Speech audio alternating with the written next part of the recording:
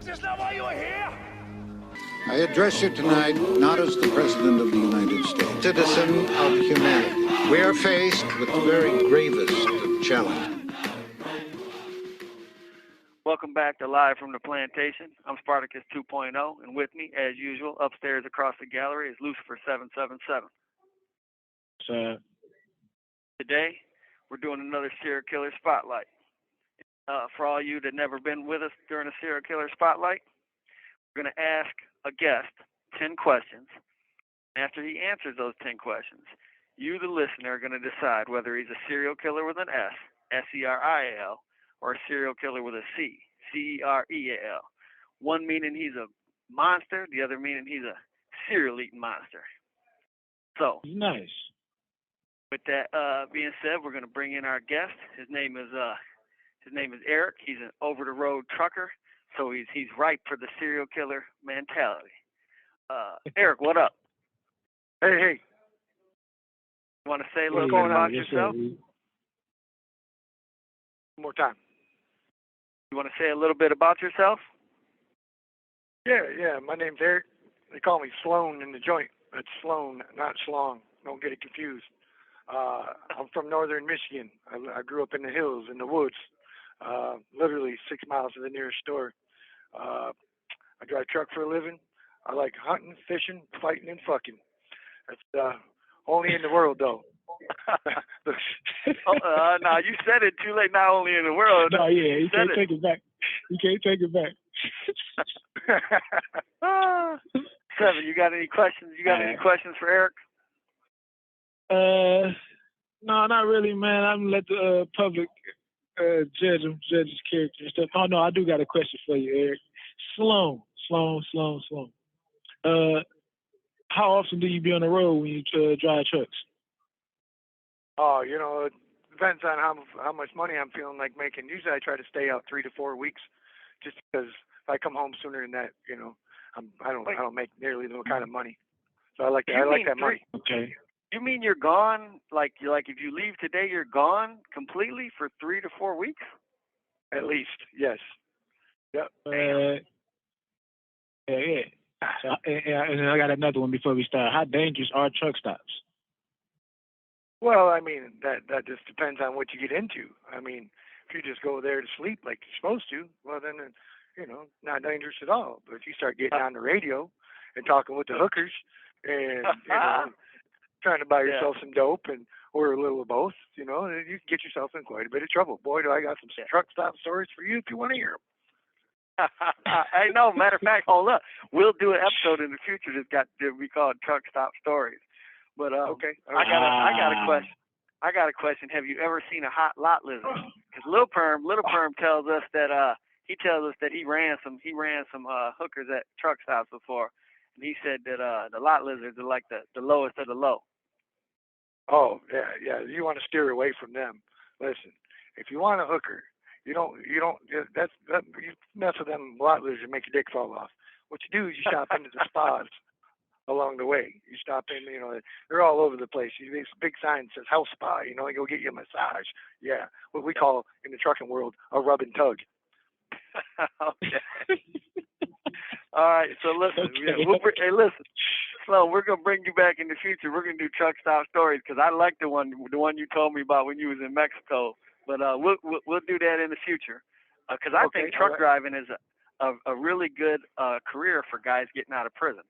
So, but that's right. That's for another time. So right now, though, we're gonna kick off your 10 questions, and Seven, go ahead and get us started. Eric Sloan. First question. Question number 1. What's the best way to dispose of a body? Well, hogs, pigs, no doubt about it. They eat everything but the teeth. I mean, well, so I've heard. Okay. Good answer. That's a good question. We haven't heard that one yet. That's for sure. Okay. That's a good answer for sure. Question number 2. If you were a police officer and you came home from work and found your wife fucking your partner, what would you do? Oh boy. Do I like my wife, or I mean, Yeah, you love your wife. It's your wife. Oh, You I love love her. her. Well, It's your I mean, wife. that's important. You know, I got to know these things. Well, I definitely have to use my expertise as a law enforcement agent to dispose of him too. I take him to the hog farm. Okay. Pretty much everybody says they're gonna. Well, what about her? I mean, you just left a witness.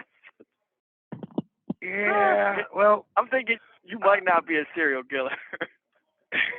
Yeah, well, most definitely. I've already got the fear of God in her. You see, she knows better than run her mouth. Well, Yeah, I don't know. She just banged your partner. I don't think she's scared of you at all. Okay. Okay, Let's move on. Question Number three. man. All right. Question number 3, man. When young, did you ever wet the bed? We're getting a little personal there, 7. Yeah, I went to bed when I was young. Doesn't everybody? I don't know. I don't know, man. I don't know, Brady. Hey, but we're grateful for your honesty. Okay, so Yeah, we're gonna move on to number 4.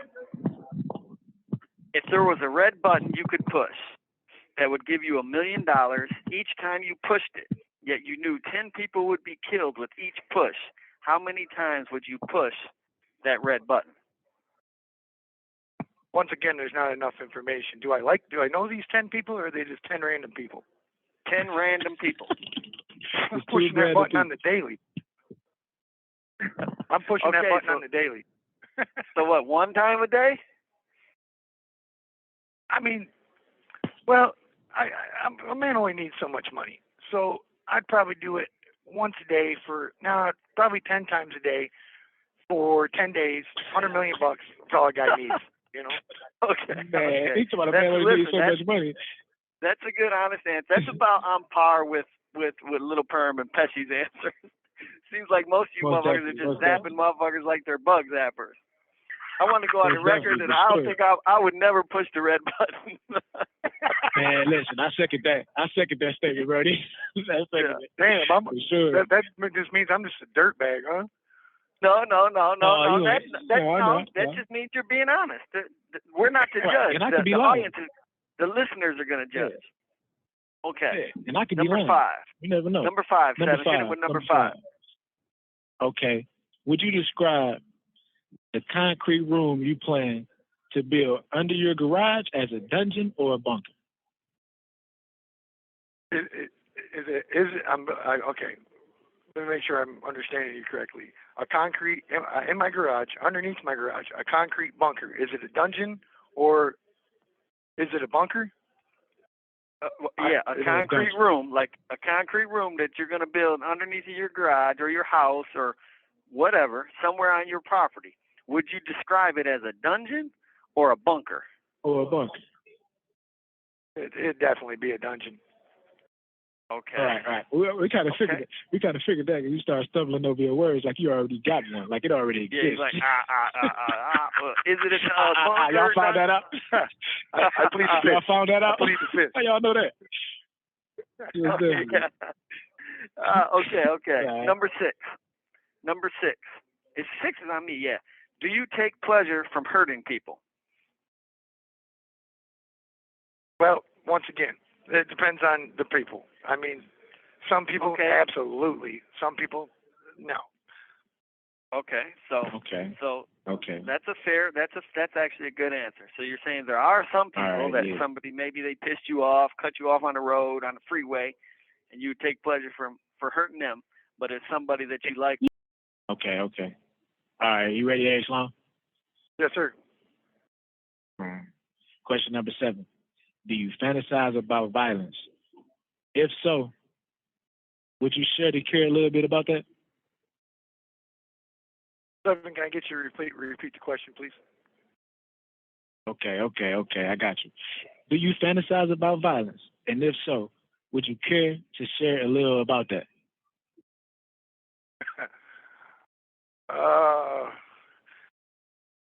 Man, 7, you're really putting me on the spot here. Of course. I think we've all had our own little fantasies about killing people and people did us wrong. I don't know if I want to share any of those thoughts though, just because I think when you speak things into the universe, they become reality, or maybe they already were. Okay. That's a good. That's probably Okay, the best answer we've heard so far with that. I like that was a good answer. Oh yeah. He original Zachariah Stitching. You were Zachariah Stitching right there. Yeah. Zachariah. All right, question number 8. All right. So number 8. How come serial killers always get caught? Because they're sloppy usually. They always go for one more. It's always one more. They're never happy. When you get away with it, you just got to let things lay.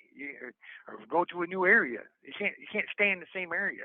Otherwise, they start profiling you and building a case on you. No, you gotta move around, man. That's what they screw up. They get sloppy. See, audience, I told you, over the road truckers, they know their business when it comes to serial killing.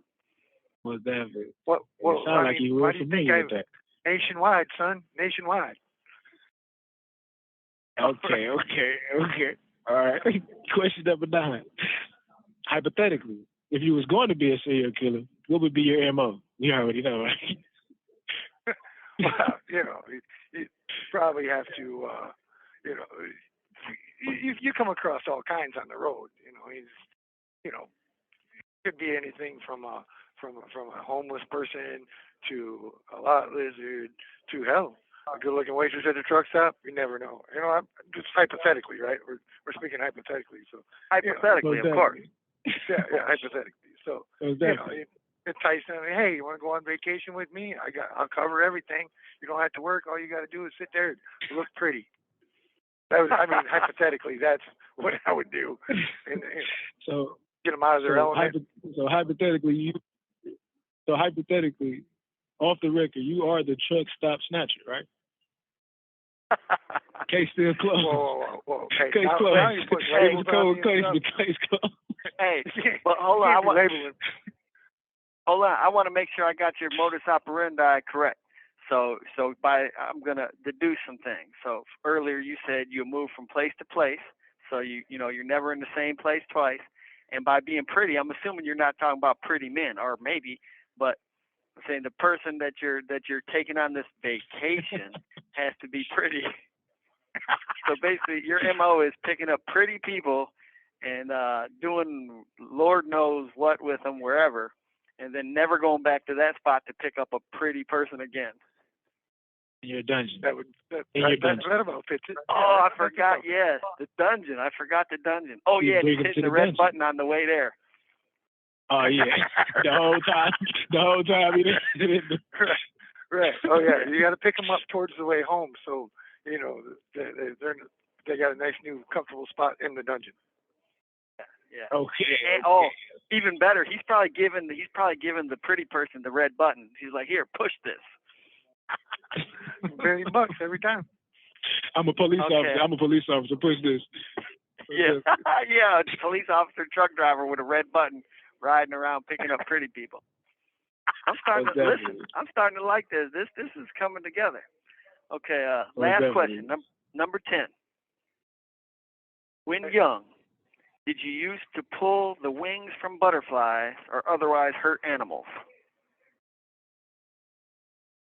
Well, I gotta answer this question because I used to be horrible to insects. Yeah, of course, you pulled the wings from butterflies and you burnt ants with the magnifying glass and all that. But as for furry little animals and dogs, stuff like that, no, I've never been mean to it. I'm more likely to harm a person than an animal any day.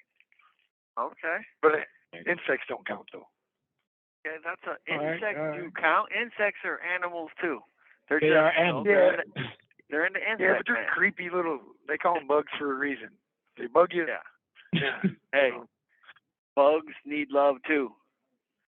Disclaimer. Here at Live from the Plantation, we do not encourage people to pull the wings from butterflies or otherwise hurt insects. Or people. Or just question. yeah, or people. That's a Yeah, given. just Damn it! If we gotta start giving disclaimers that we don't want to hurt people, then we really went down the You shitter. never know, bro. You never know, bro. You never know what's going on right. inside of the mind right now.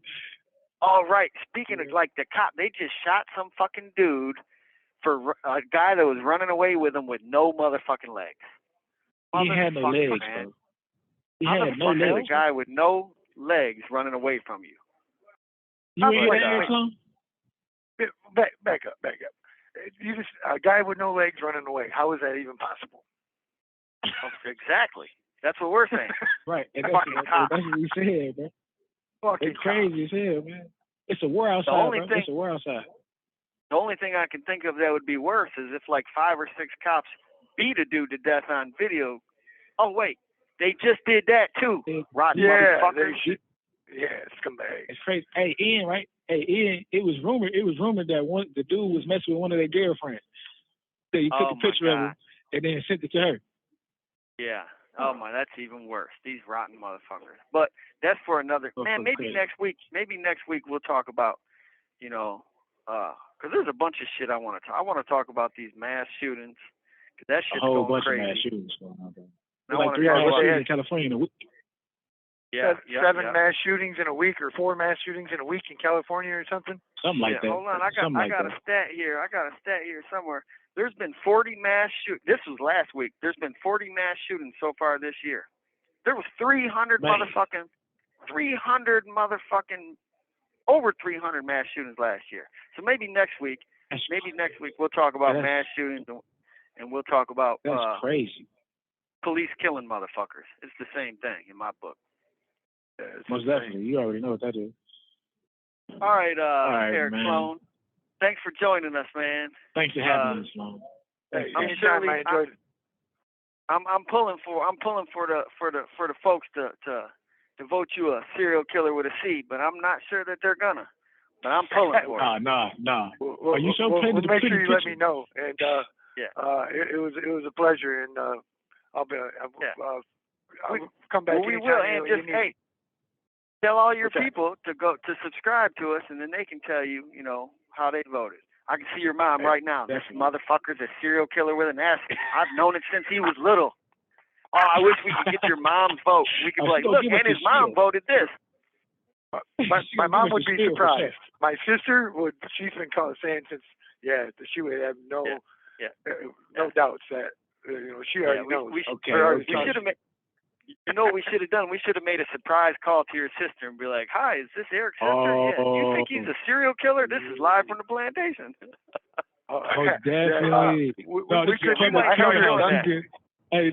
I held her at gunpoint one time for like 3 hours. Hold on, one at a time. Go ahead, Sloan. You go. Hey, no, we could. I said one time when we was kids, me and my sister, I think she was like 15 and I was probably 13. I held her at gunpoint for 3 hours, right up till Dad was getting ready to come home from work. And then we struck a deal that I wouldn't tell on her if she didn't tell on me, type thing. Yeah. So Man, definitely would think you're a serial killer. All right, Seven. What was you gonna say? No, I was gonna end it, man. Hey, listen. What I was gonna say was way worse than what the fuck you just said. So I'm gonna end it there. I was gonna end it there, buddy. All right. Thanks, thanks, Sloan. We'll see you next time. We're gonna have you back. All right. Okay, boy. Stay up, boy. All right, everybody. So that was our maniac dog, overroad trucker Eric Sloan. We've reached another end here. And what do we do at live from the plantation? Break the chains, my dude. Break the motherfucking chains. 7, take us on out. You know it. Once again, we're wrapping up an amazing episode of Live from the Plantation. Come next time, man. Come one, come all. Invite everybody. It's the best show on XV3 The Red Zone. We plugged in. Don't sleep. All right, then.